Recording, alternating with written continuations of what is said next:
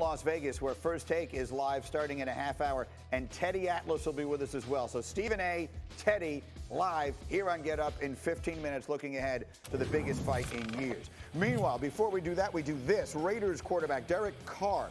His job status seems to be up in the air. Earlier this month, Shefty reporting that the Raiders are poised to pursue Tom Brady if he doesn't re-sign with the Patriots. Question, where does that leave Carr? Answer, well, maybe kind of. When Derek Carr yesterday posting this on Instagram. No explanation, no words, no caption, no nothing. I don't think he tagged anybody of consequence. It's just him and Khalil Mack, his former teammate, who of course left under extraordinary circumstances. And so the world is left to just sort of react to what that is. So, Marcus, how do we react to that post? Khalil Mack's arm got stung by a bee, first of all. There is nothing Derek Carr can do to be a Raider. All right, when we start talking, you think about the disrespect Derek Carr has received. Yeah. First of all, this was a subliminal tweet. I mean, Instagram forever to explain that, G, what you asked me. Subliminal Instagram based on what happened to Khalil Mack. Right. Khalil Mack, obviously, when Gruden came in, got traded, was fighting for a contract, and people were like, I was sitting on this show like, why in the hell would you trade a generational pass rusher? That's different. Derek Carr, since day one of John Gruden taking over as head coach, has been disrespected as a player. I don't know what their communication is like, but there has always been this sentiment that he wants a different quarterback. And I think Derek Carr is pretty good. I don't think you can go around that league and find a lot of guys that are better than Derek Carr in the NFL. So it's a subliminal message because the same thing that happened to Khalil Mack is about to happen to Derek Carr. Derek Carr needs to understand this is an NFL, National Football League, and if an upgrade becomes available and you're just a good quarterback, then they're going to go after that upgrade. It's just the nature of the business. I don't understand the subliminal messages. I mean, I thought maybe it was Khalil Mack's birthday. I mean, hey, happy birthday, bro. I didn't know what the deal was, but don't get caught up in your emotions and your feelings. This is how the NFL does business, and if the GOAT becomes available, guess what? They have to bring him in to see if he has an interest. Yeah, just the specifics of it. Derek Carr has $2.9 million in guaranteed money owed this year of his $18.9 million salary. They could move on from him, and there's been a lot of talk around the league about the possibility of John Gruden, if he sees an upgrade, going for one. That's right. So I wouldn't, under any circumstances, question whether or not Gruden would go for another option. So let me ask you this. If Derek Carr is available and Jameis Winston is available, who do you want? Derek Carr. Jameis just threw 30 interceptions. 30. I would go with Derek Carr, because Jameis turns the ball over too much. Derek Carr or Ryan Tannehill? I'm not asking Dan, I'm asking you. Derek Carr. I like Tannehill. I like about the contract. Derek Carr, 63% of his passes this year with the guys that were drafted 6th round or under. Derek Carr has been in the MVP conversation before by the way he was playing. I got you. But there is nothing about Derek Carr that tells you he can't be a successful quarterback. Is my point. And then too, let's real quick before we have to go. We still talking about a 43-year-old quarterback. Like, I know we talking about Tom Brady and he the GOAT and all of these teams are going to be chomping at the bit. As soon as you sign him, you got to have a succession plan. You have to. So I think that's important to state. Very quick, Dan. Tomorrow is Khalil Mack's birthday. So maybe he got the wrong day. Late. How about that? Maybe he got the wrong day. We're talking about nothing. Well done, Graziano. There you go. All right. Once again this year, we will have coverage from the NFL Scouting Combine. That will be coming your way from Lucas Oil Stadium next week. Starts Thursday, February 27th. NFL Live will be there all week on ESPN. Plus, ABC will have special coverage of the linebackers workouts February 29th from 5 to 6 Eastern. And NFL Network will have their usual full coverage as well. Don't miss all the coverage of the NFL Scouting Combine with us on ESPN.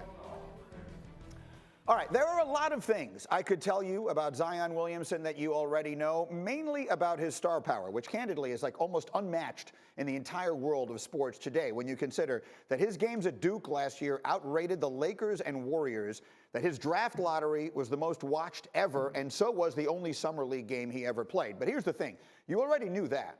What you didn't know is this, he is better than advertised. You didn't know that right now, a Zion post-up is the best play in basketball. It's number 1, the most efficient. Behind him, 2 through 4 in order, are ISOs for James Harden, Luka Doncic, and LeBron. Zion also leads the league in points per touch, in second chance points, and he's second behind only Giannis in points in the paint. He scored at least 20 in 8 of his first 10 games. Last player to do that was Michael Jordan. In 3 of his first 10, he's had more points than minutes played. No one had ever done that before. And his impact on his team is incredible. Using net rating, the difference between the Pelicans with him on the floor versus without is equal to the difference between the Lakers, who were the best team in the West, and the Warriors, who were the worst team in the sport. So, why am I telling you all of this? Mostly it's to admit that I was wrong.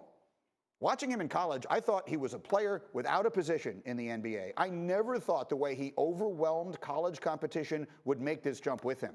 But the numbers in my eyes tell me now I could not have been further from right. If this kid, who doesn't turn 20 until July, stays healthy, he is well on his way to being one of the best and one of the most unique players this league has seen in a very long time. That is what I think. Let me bring my friend Tim Legler into the conversation and see what he thinks. You told me yesterday you believe he's on his way to being the Rookie of the Year this year, despite missing more than half the season. Yeah, because I don't buy into that argument that you have to play a certain number of games. If that's the case, then it should be mandated. Like, that should be something that's a written rule. Like, you got to play at least 41 of your games to even be considered for the award. If that's not the case, he's going to get to 35 to 37 games most likely. For me, that's enough of a sample size. Right? I love John Morant, by the way. Coming out, I said John Morant was a combination of Russell Westbrook and John Wall. That's how much I think of John Morant. Bottom line is this: if Zion Williamson continues to play at this rate, and I think all indications are he'll be even better the last 25 games, if this guy puts up 24 and 8 or 9 a night on a team that's winning at a high rate, and they've won 18 out of the last 27 as it is, yeah. If that's the case, are you really going to tell me that I'm not seeing the most dominant rookie? And here's why. He overwhelms threes. He's too quick for fours. You see how the leverage on Trevor Reeves is to take away the left hand? How quickly he gets to a spot. 2-foot jump. Hassan Whiteside never even moved, and he was looking at it the entire time. Here's another example here. He plays a lot at the 5, Greeny. It's a nightmare for matchup for 5. Watch what Zion Williamson does here. First, doesn't take the shot you want him to, and then 3 jumps in the times that Valanciunas jumped once. Dylan Brooks never even moved. Zion Williamson jumps 3 times on that play and gets the putback.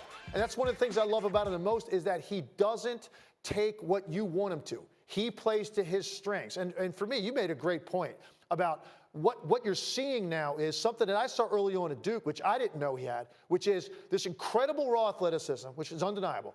It's the finesse and the touch and the English he puts on the ball around the rim and how soft the ball is up on the glass despite this massive athlete that's coming at you. And that is what separates Zion. Hembo and I work on those essays together, and the reason I wanted to do that was to acknowledge that I was wrong. And if you watch the show, you know that I had questions. I mean, Mike Schmitz was sitting right there, our draft guru, and he said to me, Greeny, he's a 5 in the NBA. And I thought to myself, this guy's out of his mind. Yeah. What are you talking about? He's 6'6". But he legitimately, the way the NBA, he is coming along at the perfect time. The game is evolving to him. And Trae Young's another guy like that, too. The league is set up for him now to have success because of the lack of perimeter contact. For Zion Williamson, I knew all along he's a modern-day 4, and in this case, he even can get away playing 10, 15 minutes a night at the 5 because he's a matchup nightmare. Too big and strong for 3s, too quick for 4s and 5s, and that's what this league is seeing right now on a nightly basis. Just let the kid stay healthy. I mean, it's just not because he's just better than advertised. Meanwhile, tonight you'll see him on ESPN. Our Friday night doubleheader. First will be in OKC. Jokic and the Nuggets taking on CP3 and the Thunder. That's at 8 Eastern. And then Zion and the Pelicans are in Portland. Our coverage starts with NBA Countdown, 7 Eastern on ESPN and the ESPN app. Okay, here's what we have coming up for you next. We're going to go live to Vegas. Stephen A. is ready to go. Marcus Spears is ready to go. Teddy Atlas is going to be here.